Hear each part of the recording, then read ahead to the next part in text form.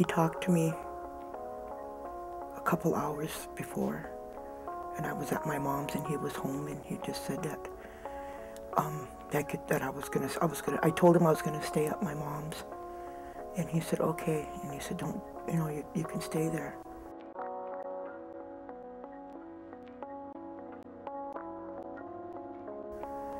And when I went home the next morning, I got into the room, I knocked on the door and he didn't answer his door, so I broke it in and I found him.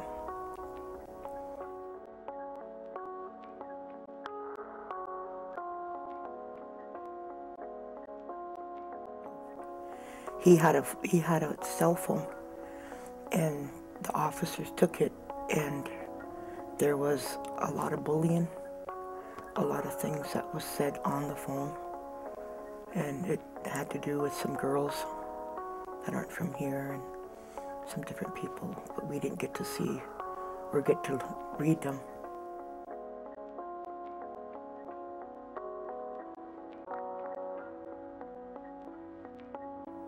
It practically tore our family apart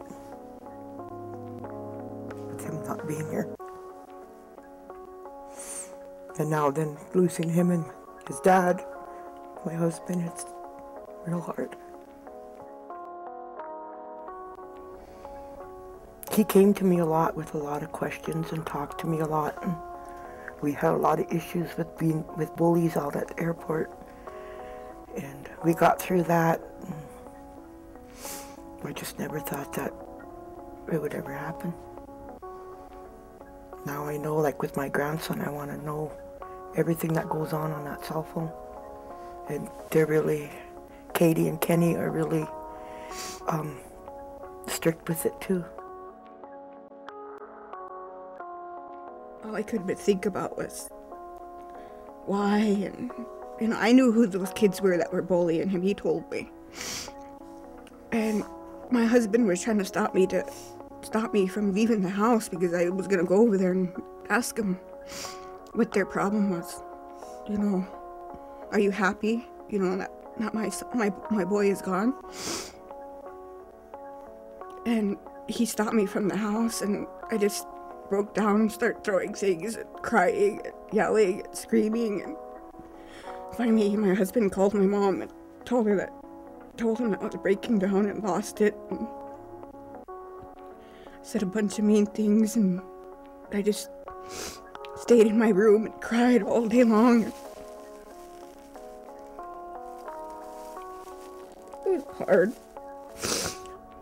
I said, we went to Slet, and I said, I know my baby made it to the other side. I said, the grandfathers told my son and my husband that he made it. He's not roaming. I said, he's in a better place where we are now. I said, that's what comforts me. And my oldest daughter made the paper on the suicide watch for Billings Gazette. Mom's got it hanging on her fridge.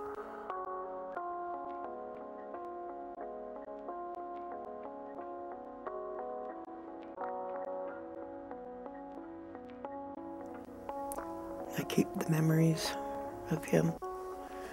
It heals you when you talk about him with your family. Like Christmas time, we sat around at Katie's table, all of us, and we talked about him and his dad, and all the goofy things that they would do and everything. And we had some pretty good laughs. And we still do. Like when I feel down, I'll call her. She'll call me back or text me, and we'll start talking about things that he's said and things that he's done, and then I feel better.